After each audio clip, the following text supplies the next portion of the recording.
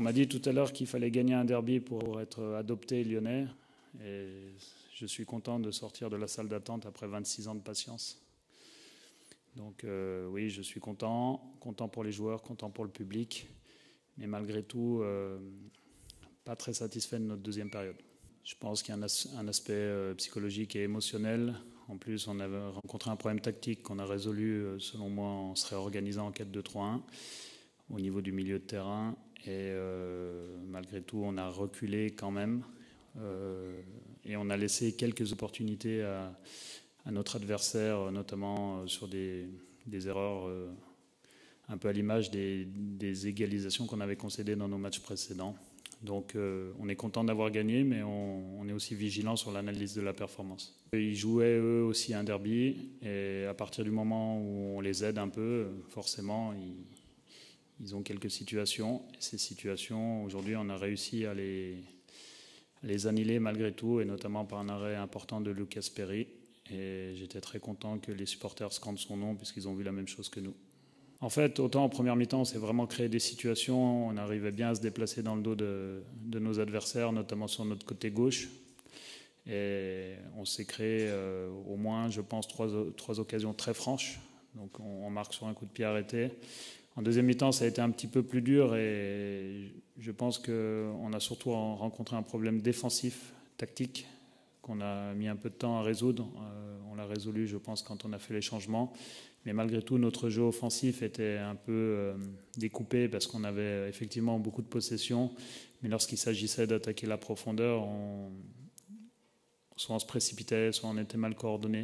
En tout cas, ce n'était pas de la même qualité que la première mi-temps. Et ça inverse un peu les tendances par rapport à notre match à Lille, où on avait fait une première mi-temps catastrophique et une deuxième mi-temps de très bonne facture. Mais voilà, on est aujourd'hui dans une situation où je pense que l'aspect émotionnel a joué. Un derby, c'est un côté culturel, et ces joueurs-là se font le relais de l'histoire. Et je vous avoue qu'on a traité le problème du match sous deux angles. Un angle tactique et sur l'intelligence de jeu, et ensuite il y avait un angle sur sa particularité, avec notamment la venue de nos supporters hier, avec des vidéos qu'on leur a montrées sur les derbys passés. Et lorsqu'ils sont arrivés au stade, ils ont aussi compris quelle était l'importance de ce genre de match pour non pas un club, mais pour une ville, voire plus. Et il y avait beaucoup d'engouement autour de l'équipe et de ce match-là, et on est content de l'avoir gagné au moins pour ça. Encore une fois, les stratégies, elles sont toujours évaluées a posteriori. Celle de jeudi a été critiquée justement sur la performance, mais le résultat, jusqu'à une minute de la fin, allait presque nous donner raison, même si on n'était pas content de notre match. Et aujourd'hui, c'est vrai que le fait d'avoir préservé des joueurs pour qu'ils disputent ce match contre Auxerre, en leur évitant de prendre un troisième carton jaune, on est content de l'avoir fait, quoi. Parce qu'aujourd'hui, on avait 24 joueurs de champ disponibles, 4 gardiens de but. Donc quand on a l'ensemble des solutions, on a forcément plus de possibilités de résoudre les problèmes. Aujourd'hui, on se soucie plus de mieux jouer sur deux mi-temps, de faire évoluer la mi-temps qui n'est pas bonne, parce qu'on sait que pour enchaîner les performances, il faut s'occuper de notre jeu.